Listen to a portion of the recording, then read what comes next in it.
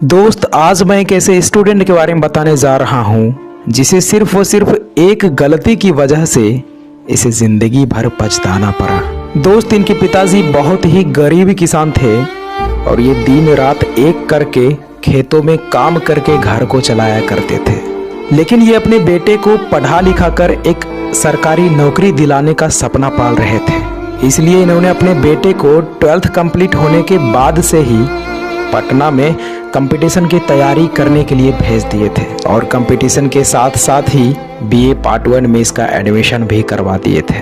ये लड़का भी अपने कैरियर को लेकर बहुत सीरियस था, लेकिन कुछ दिन तैयारी करने के बाद इसे पटना का हवा लग जाता है और लाल पीला हरा के चक्कर में फंस जाता है और टाइम वेस्ट करने लगता है। अब आप तो समझ ही गए होंगे कि मैं क्या कहना चाह रहा हूँ। ये लड़का दरअसल प्यार के चक्कर में पड़ गया था।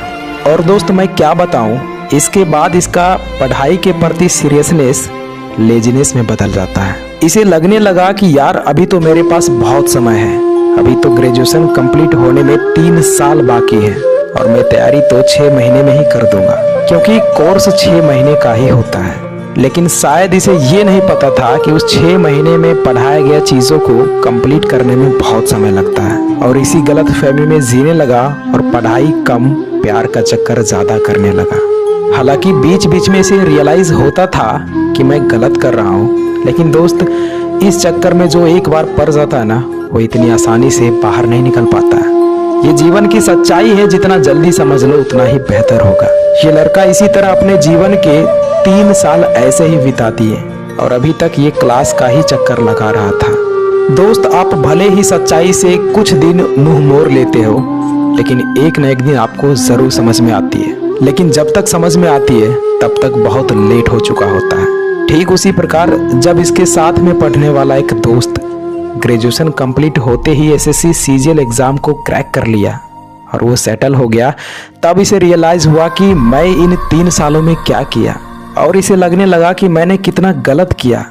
पिताजी का मेहनत पानी में फेर दिया, कैसे कैसे दिन रात मेहनत मजदूरी करके पैसा भेजते होंगे और मैंने ये सब चुटकियों में बर्बाद कर दिया। ये लड़का को अब सारा कुछ दिखने लगा था, लेकिन तब तक बहुत लेट हो चुका था। और दोस्त, इसी समय घर से कॉल आता है कि बेटा, माँ की आंखों का ऑपरेशन कराना है, लेकिन पैसे नहीं है क्योंकि सारा पैसा तो तेरा पढ़ाई में लगा दिया। बेटा, तुम्हारा सिलेक्शन कब हो रहा है? तो दोस्त, ये लड़का कुछ नहीं बोल पाया क्योंकि ये लड़का इन 3 सालों में पढ़ाई के अलावा सब कुछ किया था, सिर्फ पढ़ाई ही नहीं किया था। ये लड़का फ़ोन पर सिर्फ रोता रह गया और फिर बोला कि पिताजी, अभी कोई एग्ज़ाम नहीं निकला है। दरअसल मैं गलत रास्ते पे चला गया था, मैं भूल गया था कि मैं यहाँ क्या करने के लिए आया हूँ, मुझे माफ़ कर दीजिए पिताजी।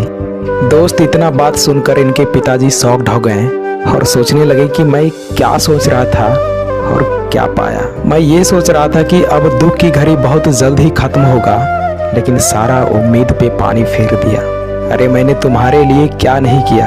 अपना ज़मीन का 90% हिस्सा इन 3 सालों में बेच दिया, ये सोचकर कि मेरा बेटा शहर में अच्छे से पढ़ाई कर रहा होगा। लेकिन तुमने जो कर दिखाया ना, अब लग रहा है कि सारा सेक्रीफाइसेस व्यर्थ चला गया। अरे बेटा, सोचो उस माँ पे क्या बीतेगी जो माँ अपनी आंखों का ऑपरेशन नहीं करा रही थी, बोलती थी कि बेटा सेट हो जाएगा ना तो मैं ऑपरेशन करा लूँगी, और तुम बहुत अच्छा किया बेटा, बहुत अच्छा। दोस्त, अब इसके पास रोने के सिवा और कुछ नहीं बचा था और मजबूरन इसे प्राइवेट जॉब में 10,000 की नौकरी करना पड़ा और जो सपना इनके माँ बाप ने देखे थे वो केवल सपना ही रह गया। तो दोस्त, अगर आप भी ऐसी गलती कर रहे हो, आप भी पढ़ाई को प्रायोरिटी नहीं दे रहे हो, तो शायद आपका भी एक दिन यही हाल होगा। कड़वी है लेकिन बहुत सच है। इसलिए दोस्त, समय रहते खुद में सुधार कर लीजिए, क्योंकि समय के पास इतना वक्त नहीं है कि वो आपको दोबारा समय दे सके।